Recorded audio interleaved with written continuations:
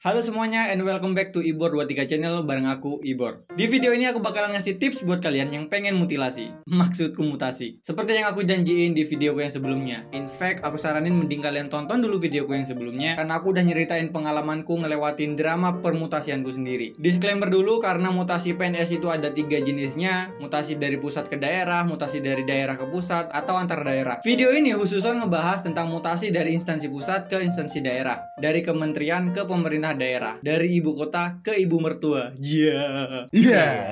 Kalau kalian pengen tips 2 jenis mutasi yang lainnya, komen di bawah. Jangan lupa sikat tombol subscribe. Selain itu juga kalau kalian pengen baca aturannya, kalian bisa download di PKBKN nomor 5 tahun 2019. Sana udah lengkap, cuman ya aturan ini sifatnya pedoman. Yang bakal aku omongin adalah panduan, tutorial. Are you ready? Langsung aja ke chapter pertama. Yang paling perlu, penting, dan harus ada buat kalian siapin pertama-tama adalah alasan dan motivasi kalian ngajuin mutasi. Alasan dan motivasi bisa jadi 2 hal yang berbeda. Alasan adalah hal yang kalian tulis di surat permohonan mutasi. Pentingnya memilih alasan yang konkret ya biar permohonan kalian cepat diterima. Contoh alasan konkret adalah merawat orang tua yang sudah sepuh atau mengikuti domisili suami. Kalau motivasi adalah faktor pendorong yang baiknya kalian simpan sendiri, nggak perlu kalian tulis di surat permohonan kalian. Kenapa aku bilang ada pentingnya yang namanya motivasi? Karena motivasilah yang bakalan ngejaga semangat kalian dalam menjalani proses mutasi yang panjang. Contoh motivasi, pulang ke kampung halaman, lingkungan kerja yang udah nggak cocok, nyari tunjangan yang lebih gede, apalagi ya, nyari kembang desa. Udah ketemu alasan dan motivasi yang kalian butuhin, kalian tuangkan alasan kalian tadi di surat permohonan mutasi atau pindah tugas kalian. Kalian bisa namakan surat permohonan kalian apapun, tapi kalau punyaku surat permohonan pindah tugas. Ditujukan ke user atau eselon 2 atasan langsung kalian, isinya data diri, alasan pindah, dan daftar lampiran. Kalau surat tadi udah kalian bikin, sekarang kalian kumpulin semua dokumen yang kalian butuhin. Mulai dari SK CPNS, SK PNS, SK SPMT terakhir, Anjab ABK saat ini, SKP 2 tahun terakhir, ijazah terakhir, kenaikan pangkat terakhir kalau punya, dan daftar riwayat hidup. Beberapa dokumen lain mungkin dibutuhkan kalau sesuai dan mendukung alasan yang kalian ajukan. Kayak misalkan yang alasannya ikut domisili suami, ya lampirkan KTP suami. Kalau yang alasannya merawat orang tua yang sakit, lampirkan data kesehatan orang tua kalian. Semua dokumen yang aku sebutin tadi itu jadi lampiran di surat permohonan kalian. Oh ya, terkait kelengkapan dokumen, ada instansi yang bisa langsung menerima permohonan mutasi kalian tanpa harus dilengkapi dengan surat lolos butuh atau surat usul mutasi dari instansi calon penerima kalian atau instansi yang kalian tuju. Untuk kalian yang ada di instansi-instansi ini berarti tinggal ajuin surat permohonan kalian, alias kalian bisa langsung berjuang untuk menghadap dan minta dilepas. Tapi kebanyakan kepegawaian instansi kementerian itu mensyaratkan adanya surat lolos butuh dari calon instansi penerima. Baru mereka mau memproses permohonan kalian dengan alasan kita tidak mau nanti kalau sudah dilepas, instansi yang Anda tuju itu ternyata tidak mau menerima Anda. Bisa malu aja Pak Menteri. Kurang lebihnya gitu. Cara buat dapetin surat lolos butuh dalam kondisi yang kayak gini adalah dengan surat pribadi permohonan mutasi masuk ke Pemda yang kalian tuju, yang dialamatkan ke Sekda Ceki Kepala BKD. Dan jangan lupa surat kalian ini disertai alasan dan dilampiri dengan dokumen-dokumen yang sama persis. Nanti BKD akan merespon apakah permohonan mutasi masuk kalian bisa diterima ataukah harus ada asesmen dulu atau ditolak. Goals dari tahapan ini adalah kalian bisa dapat surat yang isinya intinya menerima kalian untuk bisa mutasi masuk ke Pemda yang kalian tuju. Entah langsung diterima atau harus asesmen dulu, gak masalah. Surat ini nantinya juga dilengkapi dengan Anjab ABK dari jabatan yang bakalan kalian isi nantinya. Kalau surat lolos butuh ini atau surat usul mutasi ini udah ada di tangan, kalian bisa masuk ke tahapan yang selanjutnya, yakni chapter lepas.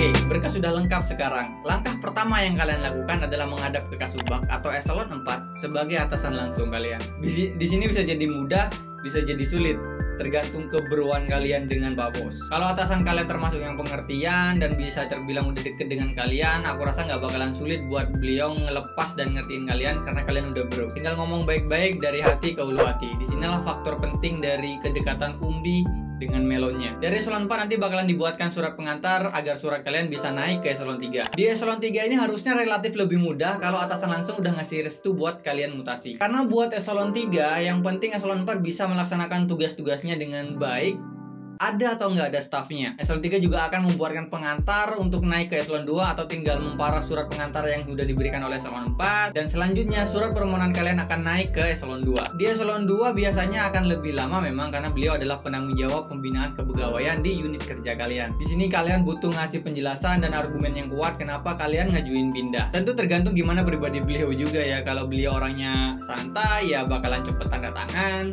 Kalau beliau orangnya prosedural ya kalian yang tentukan sendiri. Strategi komunikasi yang bisa membuat beliau tanda tangan. Mungkin butuh dikedipin.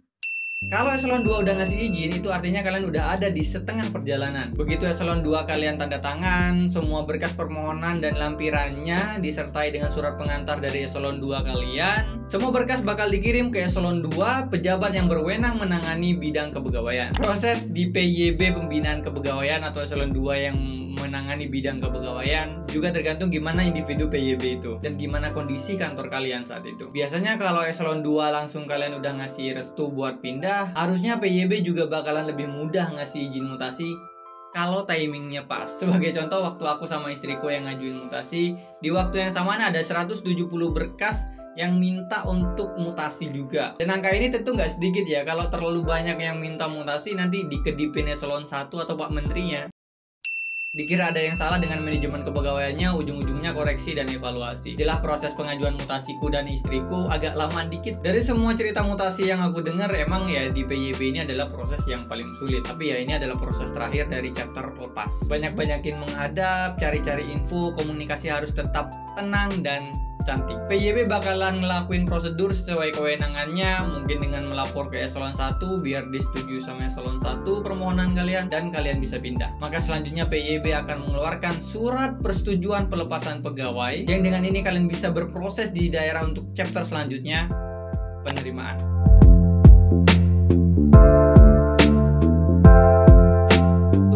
Pelepasan pegawai dari PYB entah dilengkapi dengan surat bebas temuan, bebas indisipliner, dan tidak sedang menjalani ibel atau tuba. Kalian perlu kirim surat-surat itu semua ke BKD tujuan kalian. Tentu dengan prasangka kalau surat lolos butuh udah kalian terima seperti yang udah aku sebutin di awal, dan kalian udah pasti diterima masuk. Kalau enggak ya pengajuan dulu atau asesmen dulu. Tahapan selanjutnya setelah BKD menerima surat persetujuan pelepasan pegawai dan kelengkapannya, BKD bakalan ngegabungin surat itu dengan berkas-berkas kalian yang lain buat dikirim ke kantor BKN regional dan minta persetujuan teknis dan SK mutasi BKN. Lalu proses di BKN kantor regional udah selesai, pertek dan SK mutasi BKN udah keluar, dikirimkan lagi ke BKD, lalu BKD memprosesnya menjadi SK mutasi masuk pegawai yang ditandatangani oleh Gubernur atau Bupati Wali Kota, lengkap dengan surat penghadapan ke SKPD baru kalian. Tips untuk tahapan proses ini adalah percaya pada proses, tapi tetap diawasi. Sampai sini sebenarnya kalian udah bisa pindah ke daerah yang kalian tuju, tapi jangan lupa masih ada satu proses terakhir atau tahapan terakhir, yakni tahapan pemindahan gaji dan tunjangan. SK mutasi masuk yang ditandatangani oleh Gubernur atau Bupati Wali Kota yang kalian terima tadi, kalian kirim kopinya ke instansi asal kalian, dan instansi asal bakalan merespon dengan menerbitkan SKPP atau surat keterangan penghentian pembayaran gaji dan tunjangan. SKPP ini prosesnya di Biro Keuangan Kementerian ya, dan nanti akan dikirimkan lagi untuk diproses di bagian keuangan di kantor baru kalian. Congratulations, hooray! Kalian resmi pindah sekarang.